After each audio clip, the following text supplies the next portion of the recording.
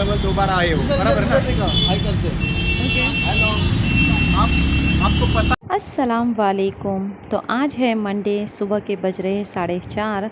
तो मैं बना रही हूँ चाय, क्योंकि बिकॉज़ अभी आज मुझे तैयबा को लेके जाना है उसके बोर्डिंग में।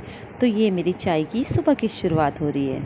तो तैयबा अभी सो रही है, उसे इतनी जल्दी उठाना नहीं है मुझे। तब तक मैंने सोचा चलो मोबाइल चार्जिंग पे लगा लेती हूँ, क्योंकि लाइट आ रही है और जा रही है उस वजह से। तो चाय मेरी अच्छे से बॉईल हो चुकी है। सुबह का वक्त आप देख सकते हो। तो यही से मेरी शुरुआत होती है, क्योंकि मुझे आज एनी हाफ करके अपनी बेटी को पुणे बोर्डिंग स्कूल जल्दी जल्दी पहुंचाना भी है। तो मेरे रोज़ की सुबह की शेड्यूल इसी तरह से होती है, क्योंकि बिकॉज़ मैं बीमार भी पड़ रही थी बीच में। एक दिन तो मैं बीमारी हो गई थी। तो आप देख सकते हो चाय के साथ साथ बर्तन भी यहाँ पर इतने रह गए हैं। मम्मी बोली है बर्तन मत धोना, रहने दे तू, मैं देख लूँगी, तू चले जा, क्योंकि वक्त हो जाता है तुझे करते करते। और वैसे भी मैं बीच में बीमार थी। तो आप सोच रहे होंगे बच्चे लोगों को खाने में क्या रहेगा अगर मैं जा रही हूँ तो दाल थी जो रखी हुई थी, गरम करके मैंने अच्छी तरह से रख दी हूँ। और चावल भी, राइस मैंने अच्छी तरह से गरम बना के रख दी थी सुबह के वक्त में ही। तो ये हो गई चाय की शुरुआत। तो ये रही मेरी चाय। मैं थोड़ा कम ही लेती हूँ। तो मैं अपनी चाय का टेस्ट अब लूँगी, क्योंकि चाय मुझे जल्दी पीना है, क्योंकि तैयबा यहाँ सो रही है, बच्चे भी यहाँ पे सो रहे हैं। तो ये असद भाई बीच बीच में उठ रहे हैं, गर्मी भी बहुत ज़्यादा है घर में। तो मैं तब तक का सोच रही हूँ फ़ोन को चार्जिंग लगा दूँ, क्योंकि ट्रैवल में आप तो जानते ही हो, ट्रैवल में शूट करने के लिए ज़्यादा चार्जिंग की ज़रूरत पड़ती है। मेरा चार्जर मोबाइल में नहीं है। तो चार्जिंग होने के बाद तैयबा को फाइनली मैं 6 बजे के बाद उठा रही हूँ। चलो उठ जाओ, उठ जाओ, टाइम हो गया बेटा, चलो तैयारी करना अपने को, उठ जाओ। तो नींद में तैयबा उठ के मुझे बोल रही है कि पानी ला दो, यहाँ पे मैं मुंह धो लेती हूँ यहाँ पे। तो वो नींद में बड़बड़ रही है। तो उसे मैं समझा रही हूँ जाओ बेटा, टाइम हो रहा है, कपड़े चेंज करना है, नहा धो लो। तो तैयबा उठ गई है नहाने के लिए। अब वो ना चले जा रही है नहाने के लिए। नहाने के बाद आने के बाद तैयबा मेरी बेटी जो पाउडर लगा रही है, अच्छी तरह से तैयार होना है उसको अच्छी तरह से। काजल भी उसने लगा लिया है अपने आप को। तो काजल आँखों में लगाने के बाद, तैयार होने के बाद कुछ इस तरह की स्माइल मेरी बेटी की दिखाई दे रही है, माशाल्लाह। तो फाइनली मैंने बुर्का वेयर कर लिया है। अब मैं तैयार हो गई हूँ जाने के लिए। आप सोच रहे होंगे मैंने नाश्ता क्यों नहीं किया। तो ट्रैवल में मैं बिल्कुल नाश्ता नहीं करती हूँ, ना ही तैयबा करती है। तो हो गई रेडी, डन। तो यहाँ छोटे बेटे को मैं बोल रही हूँ बेटा मैं जा रही हूँ। तो नींद में बोल रहा हाँ संभाल के जाओ। तो ये मेरा बड़ा बेटा, ये पहले ही उठ गया था ट्रैवल का जो बैग है वो बाहर तक छोड़ने के लिए। तो बोला चलो मम्मा मैं बाहर तक थोड़ा छोड़ देता हूँ आपको। तो अपनी बहन के लिए वो बाहर तक लेके आ रहा है। तैयबा को बोली मैंने नाना से मिल लो, भी मिल ले चलो। तो मेरे बेटे को मैंने बोला बेटा यहीं तक बाहर तक छोड़ दो, बस मैं चले जाऊंगी सामान लेके, तुम घर में जाओ और अपने बिल्लियों का, जानवरों का बराबर ध्यान रखना। फाइनली उसने बैग यहाँ तक छोड़ दिया है। अपनी बहन को गले लगकर अल्लाह हाफिज़ बोलेगा। तो अल्लाह हाफिज़। चल जा रही बेटा, संभाल के छोड़ के आती है उसको, संभल के जा। ए ले। अस्सलाम वालेकुम एवरीवन। तो तैयबा को भी लेके जा रही हूँ पुणे हॉस्टल में, बोर्डिंग स्कूल में। अस्सलाम वालेकुम। वालेकुम सलाम। तो आदत छूट गई थी सारी चीज़ों की उठने की, सुबह देख रहे थे ना आप नखरे इसके। तो अभी आदत बदल जाएंगी, सारा शेड्यूल होगा। अब इंशाल्लाह तैयबा मिलेंगी अगले साल। तो दुआ में याद ज़रूर रखना। क्या बोलेंगे तैयबा? अगले साल ना? हाँ अच्छे से पढ़ के निकलेंगे, अगले साल आएंगी तैयबा। तो चलती हूँ, टाइम हो गया है, अभी 7 बज गए हैं। तो देख सकते हो बैग दिखा देती हूँ, काफ़ी ज़्यादा हैवी है, लेके चलना है अभी।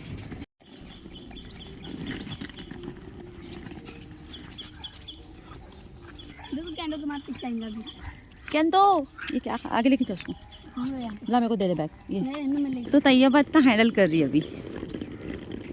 चल बेटा, हाँ चल बेटा।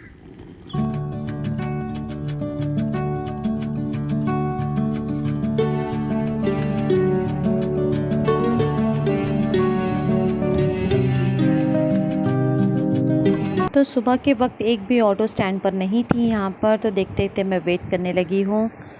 मेरी बच्ची माशाल्लाह पहले से इतनी स्ट्रांग बन गई है कि अभी उसको इतना इमोशनल हर चीज़ें नहीं समझ में आती है, कुछ भी चीज़ें, क्योंकि मैंने उसको स्ट्रांग बनने के लिए ही कहा है क्योंकि लाइफ में ज़िंदगी अकेले गुजारना है। तो देखते देखते एक टैक्सी आ गई थी, तो मैं बोली भाई चलेंगे क्या, क्योंकि बिकॉज़ मुझे जाना था। तो एक भी ऑटो नहीं आई, तो मैंने सोचा चलो बेटा, मैं बोली बैठो, अगला ही स्टॉप है अपना, वहीं पे उतर जाएंगे। तो खैर मैं बैठ गई यहाँ पे अपनी बेटी को लेकर।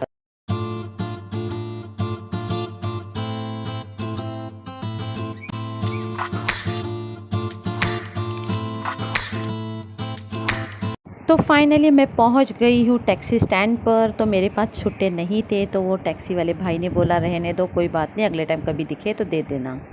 जैसे ही मैं टैक्सी स्टैंड पे पहुंची हूँ, आप देख सकते हो इतनी गर्दी है, यानी एक टैक्सी भरने के लिए लोग इतने जल्दी जल्दी बैठ जाते हैं उसके अंदर, क्योंकि ऑफिस का वक्त होता है यहाँ के लोगों का। तो ये देख सकते हो आप कितने लोग वहाँ पे बैठ रहे हैं। इसमें भी बैठ गए थे, सामने फ्रंट पे तो बैठ चुके थे सभी लोग। तो मैं सोची चलो पीछे वाली सीट देखते हैं। पीछे वाली सीट देख रही हूँ तो ऑलरेडी इसमें जगह थी, लेकिन सामने वाला जो पर्सन है उसने कहा कि स्टार्टिंग में ही 2 जन बैठ जाना पड़ेगा, यानी तैयबा को लेके मुझे सामने बैठना पड़ेगा, फिर बैग है, सामान है, ये सारी चीज़ें मैं कैसे हैंडल कर पाऊँगी। इसने बोला नहीं नहीं भाई, तो ये है मेरे मामू का लड़का जो बैक साइड में है रेड शर्ट में। तो मैंने बोला कि नहीं ठीक है, अगली वाली जो टैक्सी आएंगी मैं उसमें बैठ जाऊंगी, क्योंकि मुझे भी इतनी जल्दबाजी नहीं है, जल्दी जल्दी नहीं पहुंचना है, कोई दिक्कत नहीं है, थोड़ा 10-5 मिनट में और वेट कर लूँगी। तो फिर मैं वेट करते करते देख रही तो मेरे पास भी छुट्टे नहीं थे फाइनली। तो मैंने सोचा चलो मैं छुट्टा करा लेती हूँ। तो एक स्टॉल पर मैं गई वहाँ पे छुट्टा कराने के लिए। तो मुझे कराना था 500 रुपये का छुट्टा। तो फाइनली मैंने सोचा चलो बाजू से मैं कुछ वड़ा पाव ले लेती हूँ, और वो भी खाने के लिए ट्रैवल में काम आ जाएगा। तो मैंने सोचा चलो भाई क्या है, तो भाई ने बोला कि वड़ा पाव नहीं है उनके पास है पूरी भाजी है, और भाजी और पूरी जो था वही था। तो मुझे नहीं लेना था ये। तो मैंने उनको बोला कि वड़ा पाव है क्या, तो वो बोले अभी बना के दे देता हूँ गरम गरम। इसलिए मैंने उनसे पहले पूछ लिया भाई छुट्टा है क्या। तो यहाँ पे भी 500 का छुट्टा मुझे नहीं मिला ये भाई के पास। मैंने इनसे पूछ लिया था छुट्टा है क्या। छुट्टा इतना पाचशे पहले बोल दी। तो यहाँ पे भी मुझे छुट्टा नहीं मिला। तो मैं जल्दी जल्दी गई टैक्सी कौन सी अवेलेबल है वो देखने के लिए। तो 2 टैक्सी निकल चुकी थी ऑलरेडी, ये तीसरी वाली टैक्सी थी। तो यहाँ पर भी मैं देख रही हूँ कि टैक्सी, तो यहाँ पर टैक्सी ऑलरेडी ये भी भर गई थी। तो यानी मेरा बैड लक। तो ये टैक्सी भी भर गई ऑलमोस्ट, अभी ये भी टैक्सी जाने वाली है। तो मैंने सोचा चलो मैं अभी और वेट कर लेती हूँ, क्योंकि सब लोग क्या है मॉर्निंग में कामकाज वाले लोग होते हैं, काम पे जाने वाले लोग होते हैं, उनको जल्दी जल्दी जाना होता है तो बैठ जाते हैं वो। तो मैं अगले वाली टैक्सी के लिए और वेट करने लगी, यानी टोटल 2 टैक्सी के लिए वेट करने लगी और तो तकरीबन 7:30 बज गए थे। तो आप देख सकते हो सुबह का वक्त, ये सारे लोग हैं जो ऑफिस पे जाते हैं और ये वेट कर रहे हैं यहाँ पर टैक्सी स्टैंड पर। तो आपको यकीन नहीं मानेंगे, इतनी भीड़ हो जाती है जब टैक्सी आ जाती है। ब्लैक वाली टैक्सी देखते ही सब लोग डायरेक्ट भाग भाग के उसके अंदर बैठने लग जाते, कुछ इस तरह से। अरे भाग गए क्या बैठेगा इंसान। तो आपने देखा ही होगा कैसी गर्दी लगती है एक टैक्सी के लिए बैठने के लिए, सब लोग बैठ जाते हैं। अब मैं तो भाग नहीं सकती, अगर अकेली रहती, बैग नहीं रहता, ज़्यादा सामान नहीं होता तो कैसा भी करके बैठ जाती थी, लेकिन पॉसिबल ही नहीं है ना, बैग है इतना सारा हाथ में। तो फिर मैं वेट करी अगले टैक्सी के लिए। तो फाइनली ये वाली टैक्सी मुझे मिल गई आखिरकार। तो बीच में बैठने के लिए मुझे सीट नहीं मिली थी, लेकिन मैं फर्स्ट सीट पे ही बैठ गई। मैंने बोला चलो जाने दो, अभी मेरे को बीच की सीट भी नहीं मिल रही, सब लोग बैठ गए थे ऑलरेडी। तो भाई को बोला कि मैं ये सीट पे बैठती हूँ, एक काम करिए आप ज़रा प्लीज़ ये बैग को हो सके तो ऊपर रख दीजिए। तो तैयबा को मैंने बीच में बिठा दी हूँ और मैं बैठी हूँ खिड़की के सामने, ताकि जो डोर है उस हिसाब से मैं बैठती हूँ, क्योंकि ट्रैवल का हिसाब कैसा हो। तो ये भाई को मैंने बोला प्लीज़ ज़रा आप ये बैग ऊपर रख दीजिए।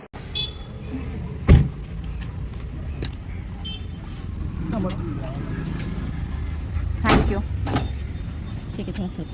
तो फाइनली मेरा सफ़र यहाँ से शुरू हो गया है। अभी मैं यहाँ से निकल रही हूँ नेरुल पर। नेरुल मुझे जाना है और नेरुल का सफ़र कम से कम 15 से 20 मिनट का सफ़र है यहाँ से। तो यहाँ से चलते चलते निकलते निकलते मेरा सफ़र यहाँ से शुरू हो चुका है। जब भी मुझे पुणे का कोई ट्रैवल होता है तो इसी तरह से ही मुझे सफ़र करना होता है। तो ये रही हमारी तैयबा। मेरी तैयबा देखो थक गई, उसकी तबीयत थोड़ी ये हो गई है डाउन, अभी से शुरू कर रही है वो डाउन, बिकॉज़ ट्रैवल अभी इतने महीने हो गए हैं, इतने महीने से वो ट्रैवल नहीं कर पा रही है, तो उसकी तबीयत थोड़ी थोड़ी ख़राब होने आई है। तो ये रहा जो उरन का रेलवे स्टेशन, ये हमारे यहाँ से बहुत करीब है और नज़दीक का एरिया है रेलवे स्टेशन का। तो मैं यहाँ से निकल रही हूँ।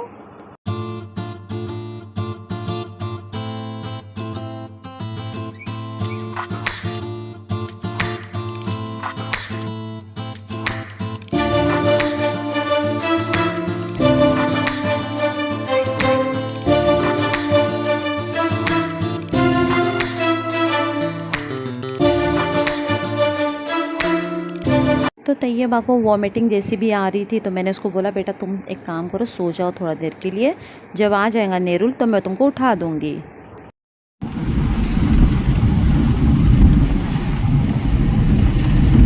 फाइनली नेरुल आ चुका है। मैंने तैयबा को बोला बेटा उठ जाओ, क्योंकि बिकॉज उसकी तबीयत थोड़ी सी डाउन होने लगी है। उसको देखकर मेरी भी तबीयत डाउन हो जाती है, क्योंकि ऑलरेडी तो मैं बीमारी से फिर भी ट्रैवल करके उसको लेके आई हूँ यहाँ पर।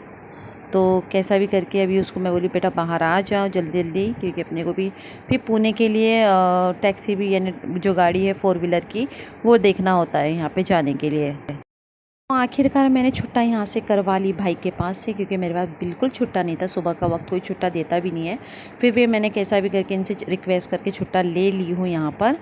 अभी मैं यहाँ से ट्रैवल करके मैं यहाँ से हो गया है नेरुल से। अभी मैं अपनी जो 4 व्हीलर है पुणे के लिए जाने के वाली, तो वो मैं ढूंढूंगी कौन जाता है। Thank you sir, thank you. So finally मैं अभी पहुँच गई हूँ नेरुल। यहाँ से लूँगी मैं टैक्सी, फिर चलते पुणे। काफ़ी ज़्यादा तैयबा की भी हालत ख़राब हो गई है ना, तैयबा की भी हालत ख़राब हो गई है। तो चलते हैं अभी, देखते हैं कौन सी टैक्सी जाती है पुणे। हाँ इधर करता है ब्लॉगिंग है भाई, यूट्यूब ब्लॉगर हो आप। हम नहीं आ रहे ना उसमें, आ जाओ। भांडा फोड़ करने आई हो तुम लोगों का। कुछ नहीं होता है, हम धोखा देते हो, मेहनत का कमाई करते हैं। धोखा देते हो आधे रास्ते में बोलकर। हमने थोड़ी गलत बोला। आपको भी पता है, आपको भी पता है, इसीलिए आप दोबारा आए हो, बराबर ना? हाय करते ओके, हेलो।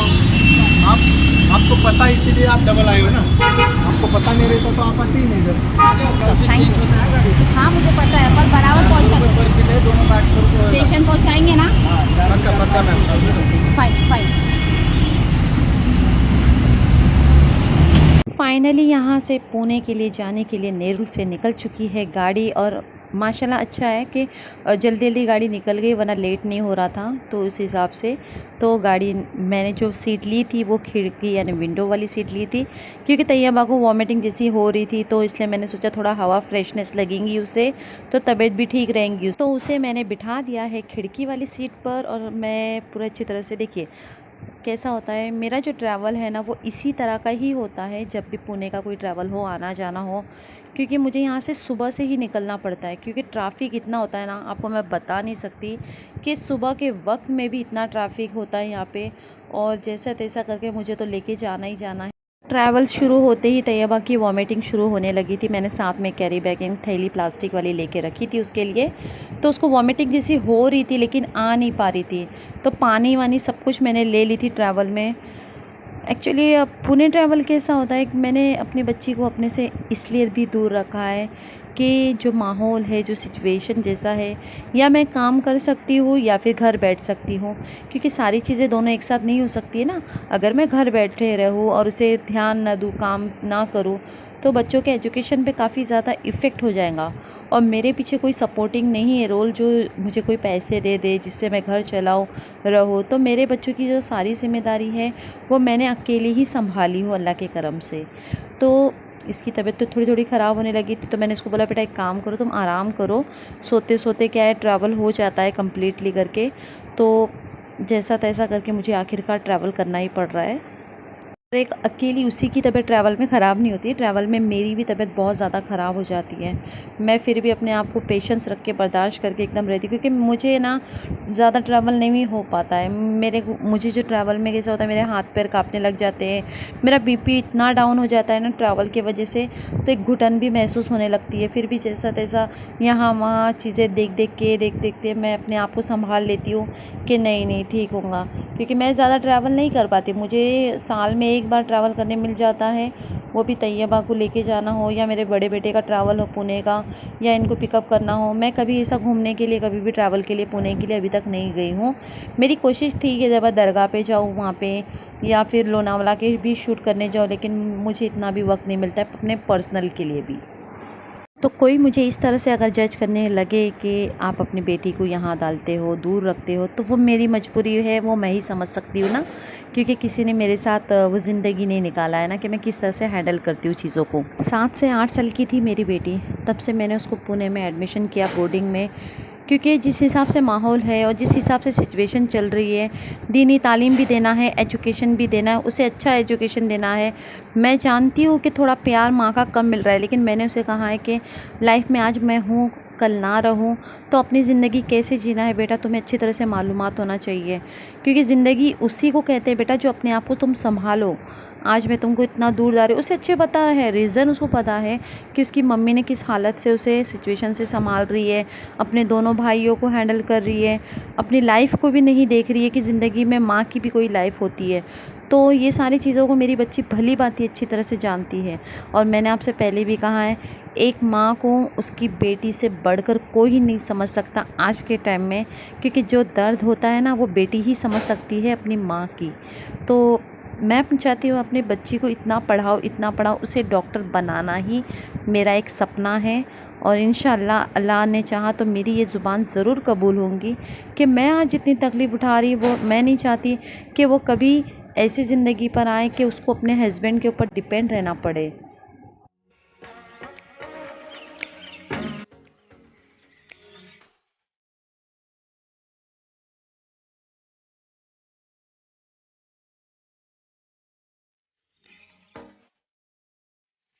सच कहती हूँ, पुणे का जो क्लाइमेट है माशाल्लाह बहुत अच्छा होता है। मेरा दिल भी करता है कि कभी कभी जाऊँ, लोनावला जाऊँ, वहाँ पे अच्छी तरह से व्लॉग करूँ, लेकिन बट टाइम ही नहीं मिल पा रहा। इतनी सिचुएशन से घिरी पड़ी रहती हूँ, बच्चों से लेकर एडमिशन से लेकर घर की चीज़ों को, काम को लेकर, ऑफिस को लेकर, सारी चीज़ों को लेकर घिरी पड़ी रहती हूँ, इसलिए वक्त नहीं मिल लेता है मुझे। आधा घंटा हो गया है गाड़ी में बैठकर, तो मुझे भी अपने आप नींद आ रही है, लेकिन मैं सो नहीं पा रही हूँ। क्योंकि जब आप सारी परेशानियों से घिरे पड़े रहते हो ना, तब आपका मन इतना बेचैन हो जाता है चीज़ों को लेकर कि बच्ची को छोड़ना है, फिर घर आना है, फिर हर सिचुएशन को देखना है। और ऊपर से ये ट्रैफ़िक, पुणे में अक्सर जब भी जितने बार भी मैंने ट्रैवल किया है, बिल्कुल इतनी ट्रैफ़िक मिलती है हद से ज़्यादा। 15-15 मिनट लग जाता है, 10-10 मिनट लग जाता है सिर्फ ट्रैफ़िक में रुककर, तो हालत ख़राब। ऊपर से गर्मी इतनी है कि पूरे जो भाप है ना, जो गर्मी ही पूरी गाड़ी के अंदर आ रही है। मैंने गाड़ी में एसी ऑन नहीं करने बोला था, क्योंकि तैयबा की तबीयत भी ख़राब है और थोड़ा उसको वेंटिलेशन यानी बाहर की थोड़ी हवा लग जाए अच्छी से ठंडी ठंडी, तो उसकी वजह से इतनी गर्मी हो रही है। आप देख सकते हो ना ट्रैफिक कितनी है, कितना स्लो चल रहा है।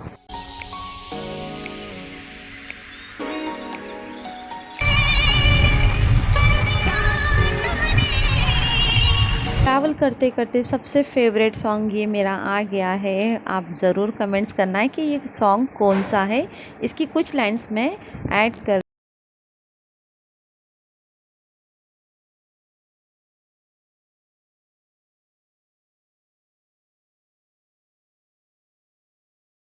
हो चुका है ट्रैवल में बैठे बैठे। अभी ये गाड़ी रुक चुकी है, पुणे जो हाईवे है वहाँ पर रुक चुकी है। और आप देख सकते हो, क्योंकि बिकॉज़ वो भाई ने ज़रा रुका है शॉप पर, बीच वाले शॉप पर। उनको कुछ लेना है, जो होता है ना छोटी बेसिक चीज़ें, तो वो लेने के लिए एक दुकान पर उन्होंने रोक दिया है।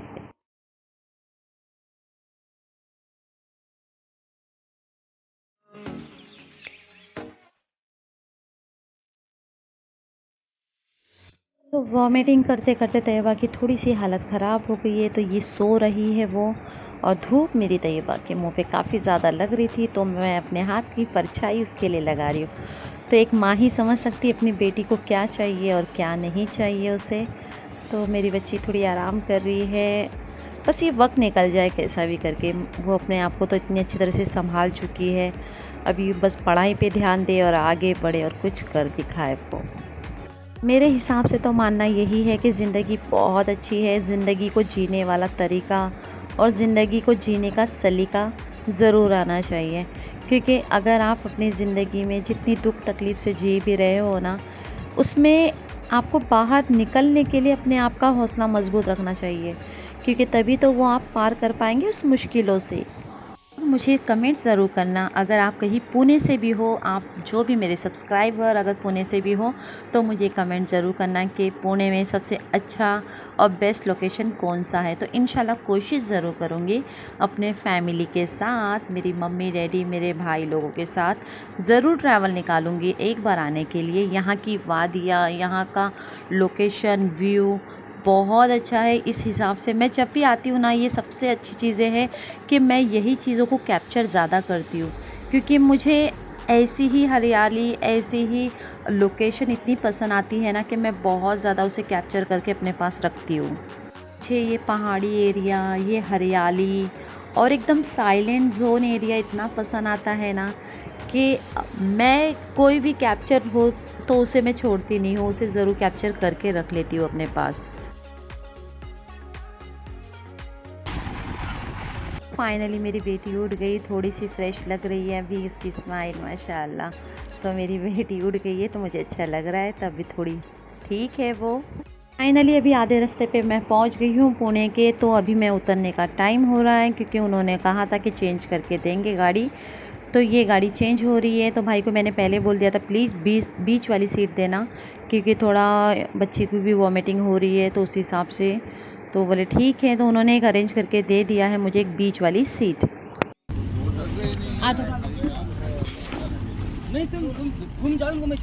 तो फाइनली उन्होंने दूसरी गाड़ी को अरेंज कर दिया है। या मेरी बेटी को मैं बोल रही हूँ वॉमिटिंग अगर कुछ हो रही है बेटा तो थैली साथ में ही रखना प्लास्टिक के हाथ में, क्योंकि बिकॉज़ अभी भी उसकी तबीयत थोड़ी ठीक नहीं लग रही है। क्योंकि मैं इसको समझ सकती हूँ अच्छी तरह से, गर्मी बहुत ज़्यादा है। जब हम बर्दाश्त नहीं कर सकते तो यहाँ तो बच्चे क्या बर्दाश्त करेंगे।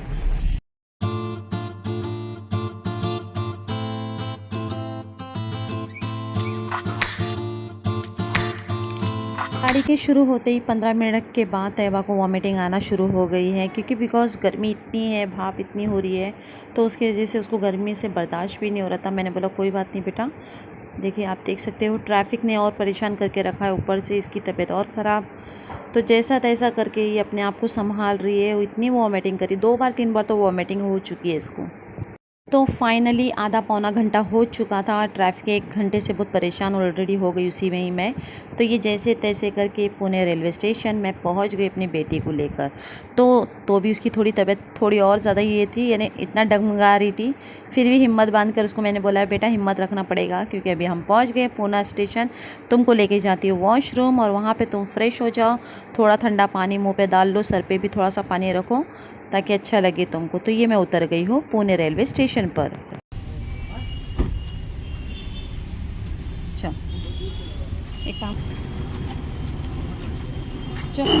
तो फाइनली अभी पुणे स्टेशन पहुंच गई हूँ मैं। अभी पुणे स्टेशन पहुंची हूँ, तो फ़िलहाल रेस्टोरेंट में जाऊँगी, एक अच्छे वाले रेस्टोरेंट में। मैं आपको बता देती हूँ, अक्सर मैं पुणे में आती हूँ तो वहीं पे जो कोल्ड ड्रिंक है और ब्रेकफास्ट है वहीं करती हूँ।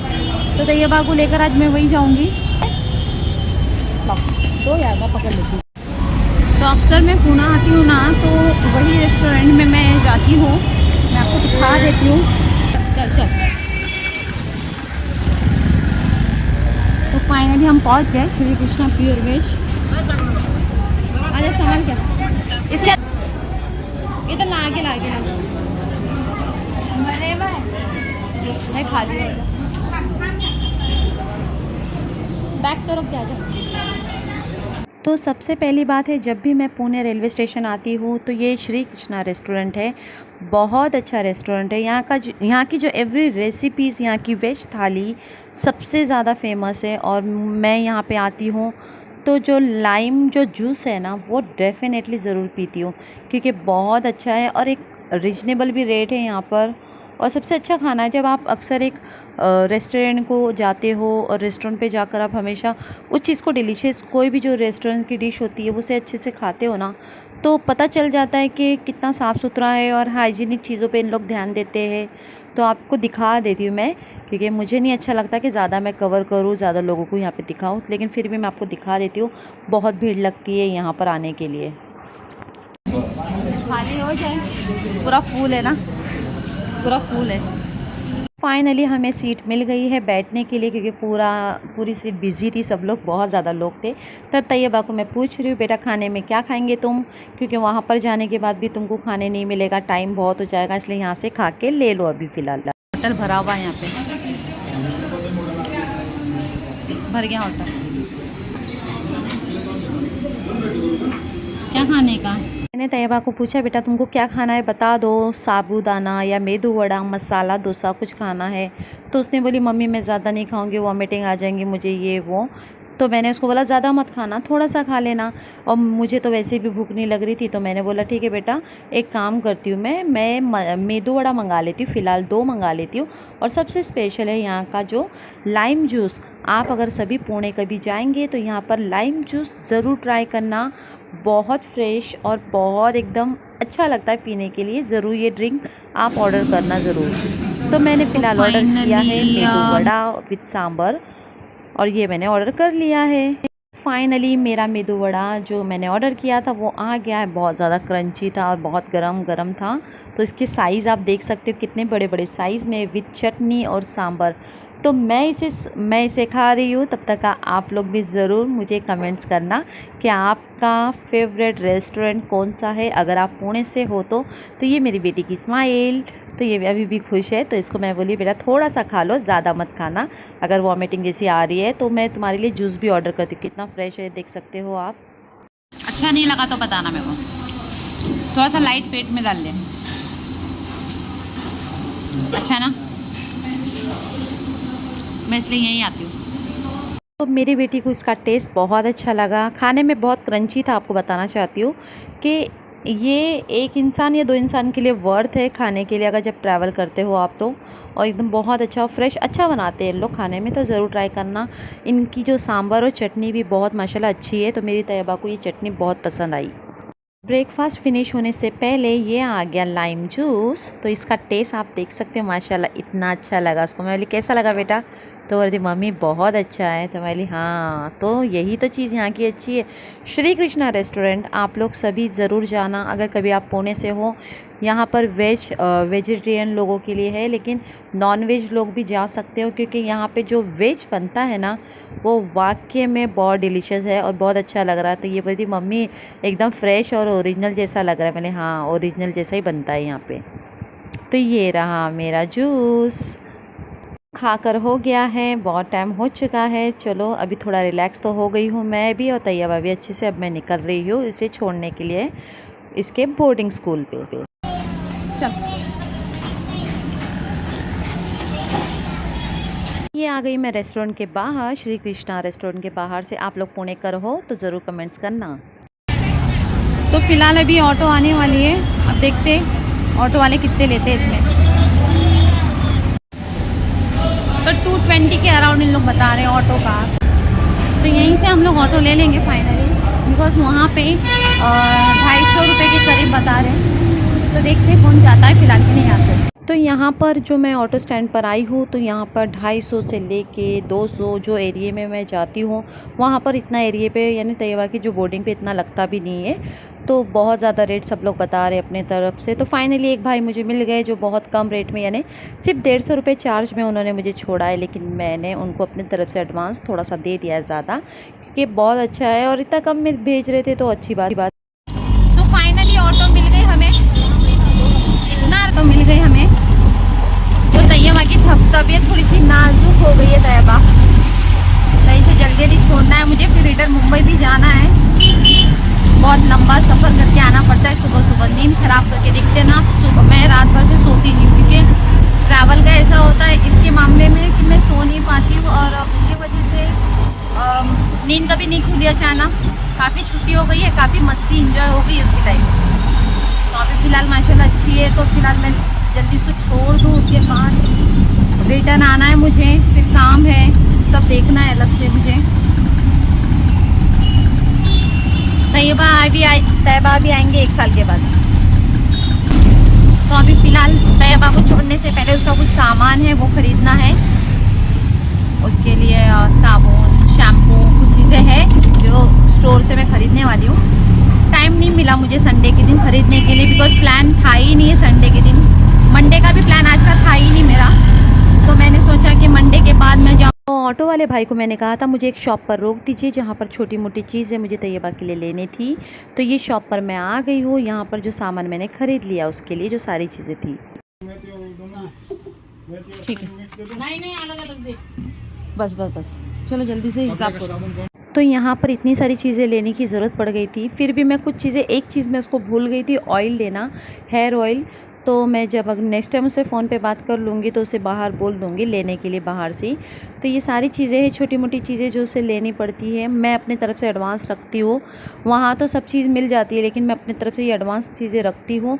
कभी चांस मिस्टेक से कुछ चीज़ें ना रहे तो इस हिसाब से मैं बोलूँ चलिए। और ये साबुन इसके लिए है कि उसकी पर्सनल चीज़ें गारमेंट्स जो धोने के लिए वो खुद ही अपने हिसाब से अपनी ज़िम्मेदारी लोग संभालते हैं।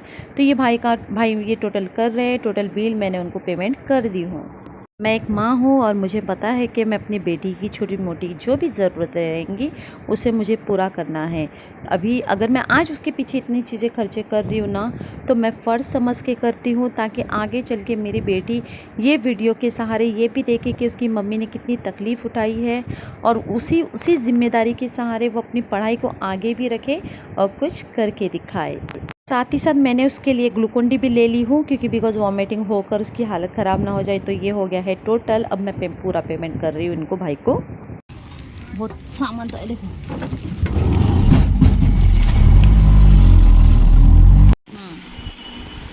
संभाल के जाओ। हाँ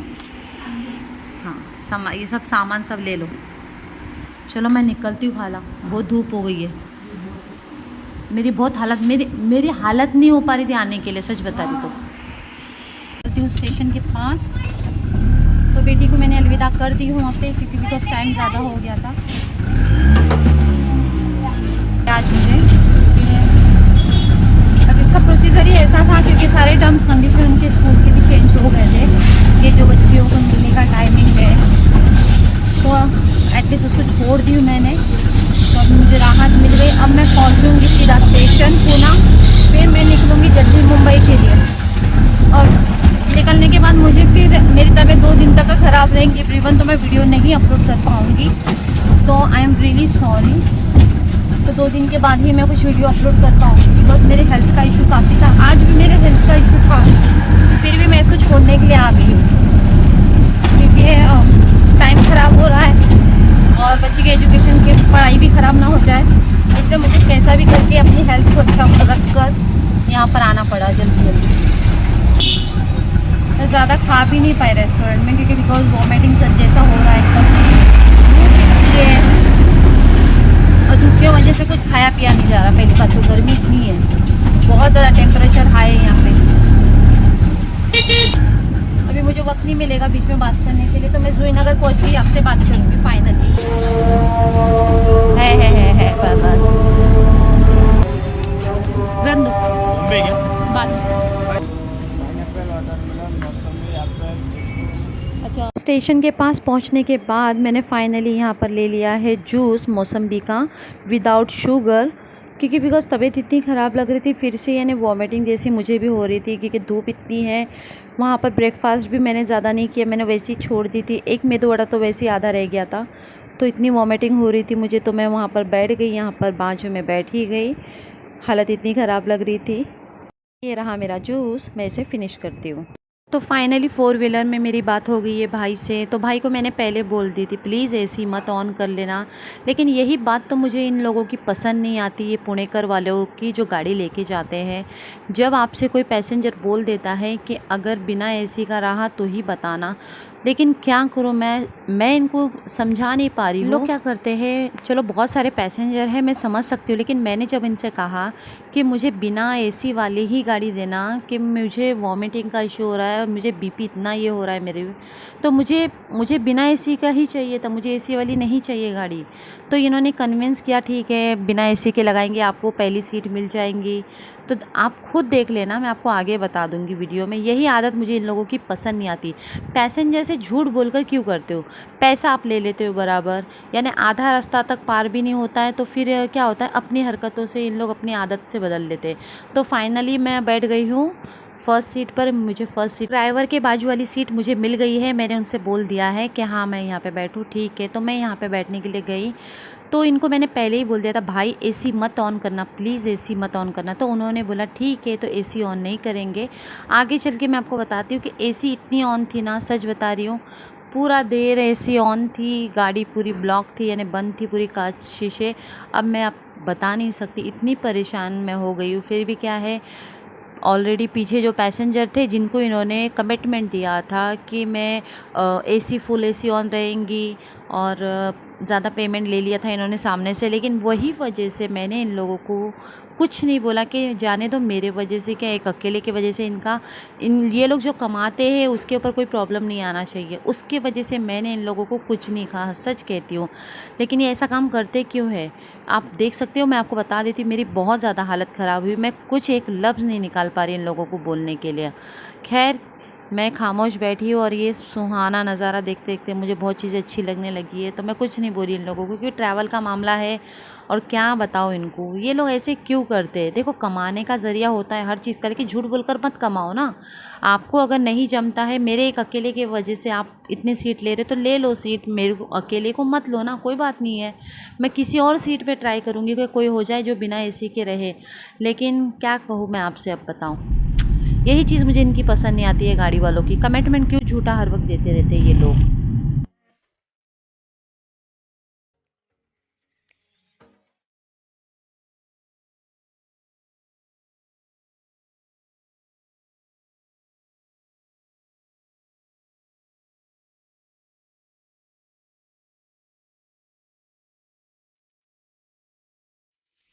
तो फाइनली मैं जूही नगर पहुंच गई हूँ। कुछ खाएगी नहीं अभी तक के, अभी निकलूँगी घर, 4 बज गए। तो जूही नगर पहुंचने के बाद सबसे पहला मैं पहुंच गई ये पानी पूरी स्टॉल वाले भाई के पास। मैं अक्सर जब भी आती हूँ ना जूही नगर, तो ये वाले पानी पूरी वाले भाई के पास से ज़रूर पानी पूरी खाती हूँ। तो यहाँ से मैंने लिया है 1 प्लेट पानी पूरी, और कितना हाइजीनिक है आप देख सकते हो। हैंड ग्लोव्स इन्होंने पहन लिया है। ये ऑनियन है, मैंने भैया को बोला आज ऑनियन नहीं, ऑनियन के साथ सेव कौन देगा भाई, तो सेव भी डाल दीजिए प्लीज़। तो उन्होंने डाला है सेव, और ये रही मेरी पानी पूरी की प्लेट। तो मैं यहीं से अक्सर लेती हूँ जब भी पानी पूरी, और बहुत अच्छा रहता है यहाँ का, हाइजीनिक चीज़ें रहती हैं इनकी खाने पीने की। तो ये ले ली हूँ मैंने 1 प्लेट पानी पूरी। मैंने फ़िलहाल 1 ही प्लेट ली हूँ, क्योंकि जब इतनी ज़्यादा धूप हो जाती है और इतना सफ़र होता है तो ज़्यादा खाने का दिल करता नहीं ऑलरेडी। तो मैंने फ़िलहाल 1 प्लेट ली हूँ, और साथ ही साथ मैंने 2 पार्सल ली हूँ पानी पूरी का, घर पे बेटे लोगों को लेके जाने के लिए। पानी पूरी वाले भाई के पास हटने के बाद मैंने यहाँ से लिया है ये फ्रूट्स, मिक्स फ्रूट। 2 मैंने पार्सल ले ली हूँ, क्योंकि घर पे जाके ही खाऊंगी मैं, तो बेटे लोगों को भी मिक्स फ्रूट खाना था, तो इस हिसाब से मैंने सोचा चलो 2 यहाँ पे 2 प्लेट ले लेती हूँ। बहुत रीजनेबल है, और ये आपको जूही नगर में, आप जब कोई भी जूही नगर से हो तो कमेंट ज़रूर करना कि यहाँ के फ्रूट्स कितने अच्छे लगते हैं उनको। तो ये जूही नगर से मैं यहीं से मिक्स फ्रूट मैं यहीं से लेती हूँ। 20 रुपीज़ पर प्लेट है, वर्थ है, तो यहीं से मैं 2 प्लेट पार्सल लेती हूँ। तो आगे बढ़ते बढ़ते मेरी नज़र गई जैक फ्रूट पर। ये रहा जैक फ्रूट, तो बहुत अच्छा लग रहा था, काफ़ी बड़े बड़े साइज़ के जैक फ्रूट थे। तो भैया को मैंने पूछा कैसा, तो उन्होंने कहा 50 रुपये पाव। तो मैंने फ़िलहाल लिया है पाव किलो, क्योंकि घर पे मम्मी को बहुत पसंद है जैक फ्रूट, तो ये ले लिया है मैंने पाव किलो 50 रुपये का। आप देख सकते हो कितना, बचपन की बहुत ज़्यादा यादें इससे भी जुड़ी हुई मेरी, क्योंकि बचपन में अक्सर कैसा होता है जब जैक फ्रूट लाते हैं ना घर में कटिंग करने के लिए, तो पहले इतनी मालूमात नहीं रहती थी कि जैक फ्रूट कैसे कटिंग किया जाता है, लेकिन बहुत मेहनत का काम होता है और इसमें बहुत मेहनत लगती है, क्योंकि ऑयल से कैसा कैसा करके अंदर हाथ डालकर निकालना पड़ता है। ये मेहनत यही लोग जानते हैं कि बहुत टफ़ होता है ये हमारे बस की तो बात ही नहीं है। ये कला सिर्फ उन्हीं को आती है जो इस कला से पहले बहुत ज़्यादा हुनर ले चुके हैं। फाइनली मैंने ले लिया है कलिंगड़ पानी पूरी, तो अभी मैं इसे लेकर जाऊंगी। भैया छाछ दे दीजिए पार्सल। तो जैसे ही मैं सीढ़ियों से नीचे उतरी तो यहाँ पर दिखे जूस वाले भैया, आई मीन छाछ वाले भैया। तो ये है छाछ, तो ये बहुत डिलीशियस है। जब भी आप आएंगे जूही नगर से भी अगर जो कोई होंगे तो ज़रूर उन्होंने ये पिया होगा। ये छाछ काफ़ी अच्छा, 20 रुपीज़ वर्थ है एक्चुअली। ये जो बेच रहे ना, सॉरी 15 रुपये का इन्होंने छाछ दिया मुझे, 15 रुपये के हिसाब से। अच्छा है, मैंने 2 ही लिया है और पार्सल, क्योंकि पीने का इतना टाइम नहीं था और मुझे जल्दी जल्दी घर पहुंचना था, धूप भी बहुत ज़्यादा हो रही थी, तो मैंने ये पार्सल ही लिया है ताकि मैं घर जाके पी लूँ इसे। क्योंकि आज जो टैक्सी स्टैंड है, ब्लैक टैक्सी है, वो आज बिल्कुल नहीं दिख रही थी, सिर्फ 2 या 3 ही दिख रही थी। तो मैं सोच रही जल्दी जल्दी मैं देख रही थी कौन है कौन जा रहा है, तो जल्दी जल्दी मैंने सिर्फ यहाँ से 2 पार्सल ले ली हूँ। छाछ भी ले ली हूँ, तबीयत बहुत ख़राब हो रही है मेरी, इसलिए छाछ भी ले ली हूँ। अभी निकलती हूँ मैं घर जाने के लिए। क्योंकि आज बाय द वे वैसे भी मैं जल्दी पहुंच गई हूँ। 4 बज गए हैं, यानी 4:30 के 5 बजे के करीब मैं घर पहुंच जाऊँगी। तो अब देखते हैं, ये टैक्सी वाले भाई जा रहे हैं। बहुत भीड़ है।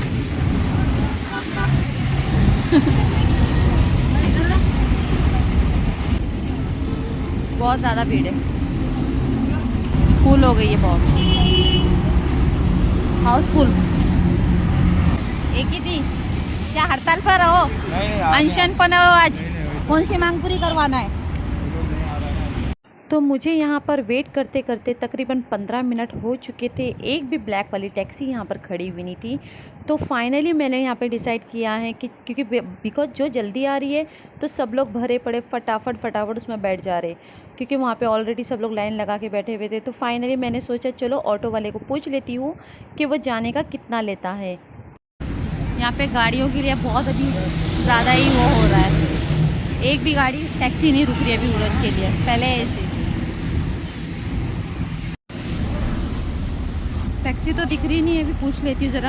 अभी ऑटो जाने के लिए भी तैयार नहीं है, टैक्सी का वेट करती हूँ। फाइनली अब देखती हूँ टैक्सी आती तो नहीं। भी ऑटो जाने के लिए तैयार नहीं है उधर अभी, क्योंकि गांव बहुत अंदर भी पड़ता है। और ब्लैक टैक्सी वाले लोग हैं ना, जल्दी जल्दी पहुँचा भी देते हैं, 50 रुपये तो लेते हैं। चलो, तो फाइनली मैं बैठ चुकी हूँ। अब ज़्यादा देर तक मैं वेट नहीं कर पाऊँगी, क्योंकि मैं ऑलरेडी। तो आपको मेरा चैनल कैसा लगा ज़रूर बताना। चैनल को लाइक शेयर एंड सब्सक्राइब ज़रूर करना, बिकॉज अब पुणे का ट्रैवल मेरा हो चुका है। एंड कमेंट दे दूँगी, अगर आप चाहें तो दूसरी वीडियो भी जो उड़न की वीडियो है वो भी ज़रूर देखना। And thank you so much everyone. 2 दिन तक का मेरी वीडियो नहीं आने वाली है, बिकॉज मैं 2 दिन तक का बिज़ी हूँ। अब मेरी तबीयत ख़राब है 2 दिन तक का, क्योंकि मैं ट्रैवल होने के बाद मेरी हालत बहुत ख़राब हो जाती है। मैं 2 दिन तक का तो बीमार पड़ ही जाती हूँ। तो आज मैं 2 दिन आराम करूँगी। गर्मी बहुत है, बहुत धूप है, क्योंकि मैंने सुबह से कुछ भी खाया नहीं था। मेदू वड़ा भी नहीं खा पाई क्योंकि ज़्यादा, क्योंकि बहुत ऑयली था। तो यहाँ पर आकर से मैंने पानी की थोड़ी सी खा ली। अभी मैं ज़्यादा वेट नहीं कर रही हूँ गाड़ी का, क्योंकि टैक्सी वाले जो ब्लैक वाली टैक्सी आती है ना, वो भी बहुत अभी आती ही नहीं है टाइम पर। अभी नौटंकी शुरू हो गई, तो इसलिए फिलहाल मैंने ऑटो पकड़ ली। अभी मैं घर पहुँचती हूँ। And thank you so much everyone support करने के लिए। Thank you so much everyone. Bye. Finally मैं पहुंच गई हूँ अपने यहाँ पर एरिया में। तो चैनल को लाइक शेयर एंड सब्सक्राइब ज़रूर करें। बाकी की बात हम कल करेंगे 2 दिन के बाद। तो चैनल को ज़रूर सब्सक्राइब करें।